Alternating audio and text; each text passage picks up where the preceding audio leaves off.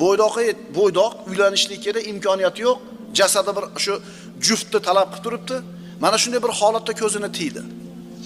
Avratlarni ochib yuradigan ayollardan. Alloh bu bandan amalini zoya qiladimi? Yo'q. Albatta mukofot beradi. Mukofot qanday bo'ladi?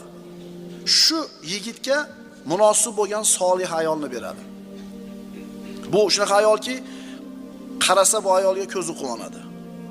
Yo'g'ida himoya qiladi. Buyursa itoat qiladi. O'zini haromdan tiyganligi uchun. Shuning uchun bo'ydoqlar ko'p aytaman, o'zingizlar toza bo'linglar, o'zingizlarda pokiza Alloh rozi bo'ladigandek olib yuringlar, xuddi o'zingizlarga loyiqi keladi.